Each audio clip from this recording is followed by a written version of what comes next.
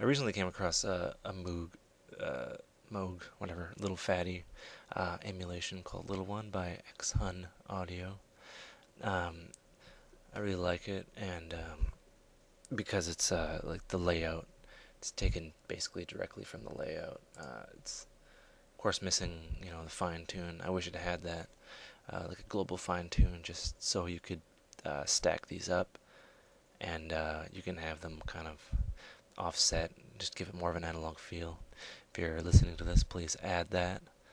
Um, I like it because, oh, another thing it can do, it can be in polyphonic mode and a mono mode.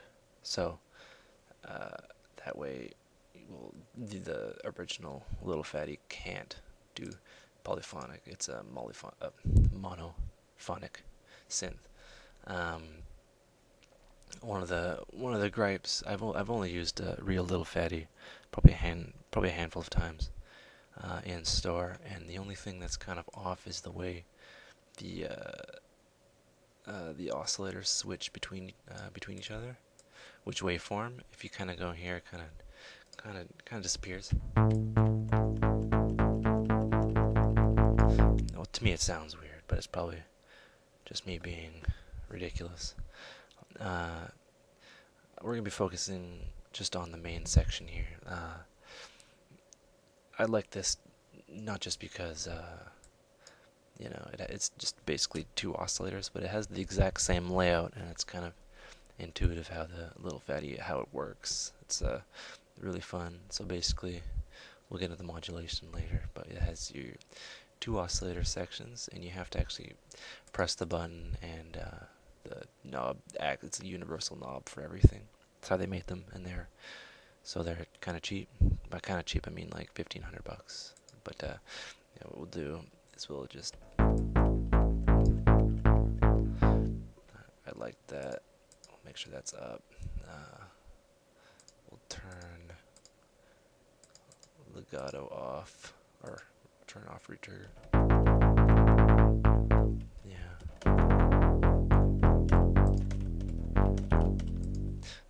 Sounds pretty nice and natural.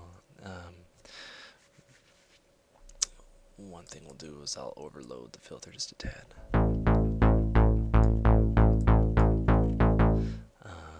And then we'll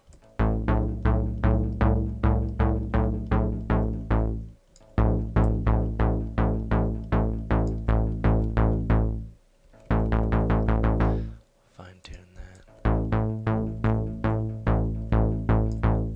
Yeah, again, it sounds kind of weird to me. Set the level way up. My cat's scratching. Yeah, it's pretty good. The filter sounds nice and natural.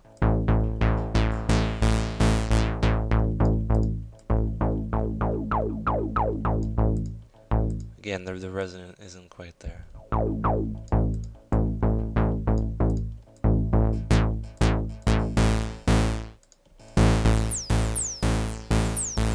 Kind of gets your eardrums a bit, but I guess that's expected. The ADSR, the envelope generator, is pretty self-explanatory. You select each one, basically each one you want to do. Then you can kind of give it an attack.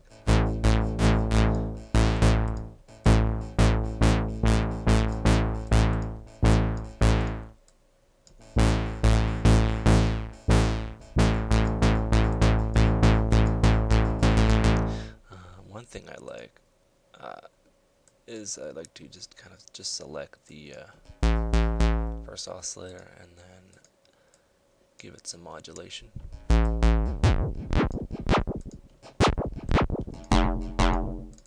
You can get really cool stuff.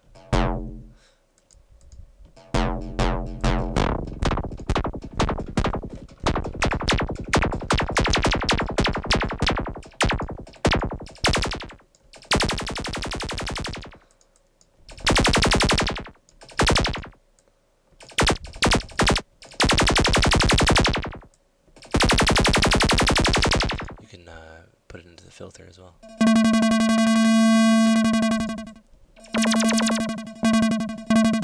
And change your waveform about.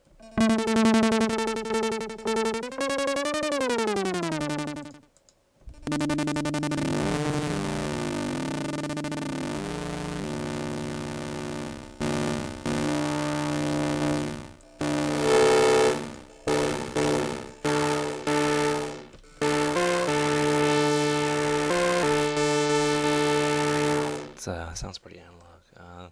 It's pretty exciting. One of the things I wish it had is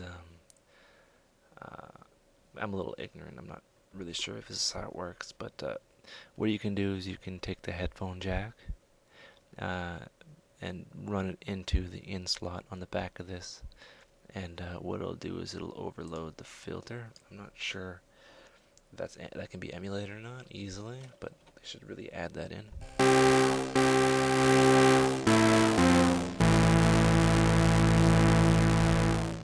It sounds like something I'd come up with using the real one.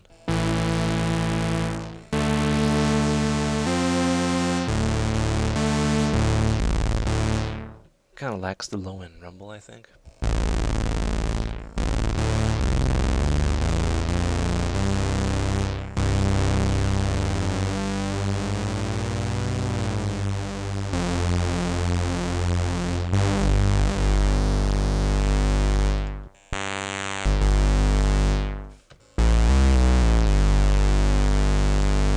Check the glide, see what the glide does.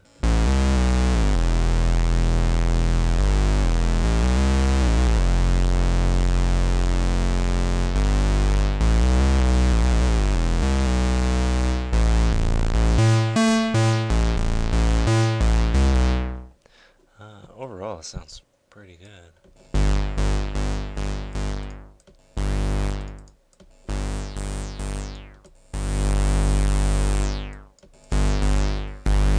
Again, it's really intuitive how you use it. If you're used to the little fatty, it's just one knob, and you just each section just has one knob.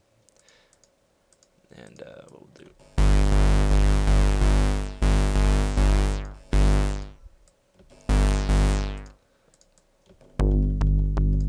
You get really nice bass lines.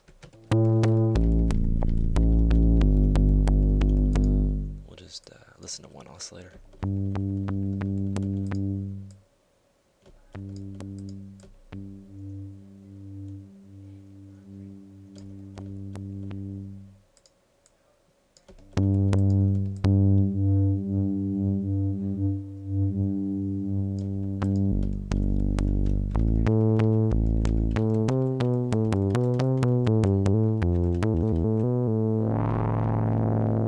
I like that growl.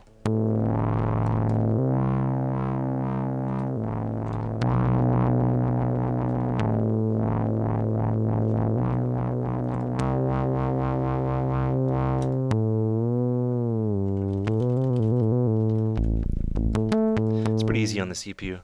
Overall, yeah, I would love to see a fine-tuned knob here.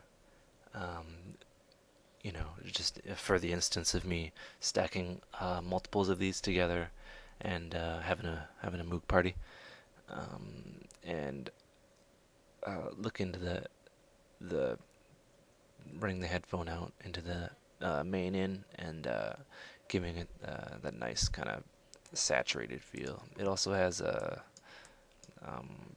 arpeggiator or a Midi sequencer. It has like a trance gate thing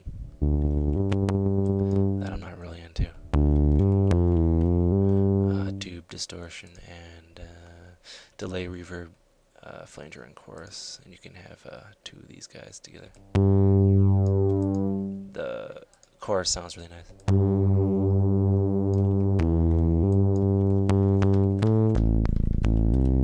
Yeah, if you want a more or less an authentic experience, I'd suggest picking this up. It's pretty nice, and I might use it a couple times. But yeah, that's it for me. Take care.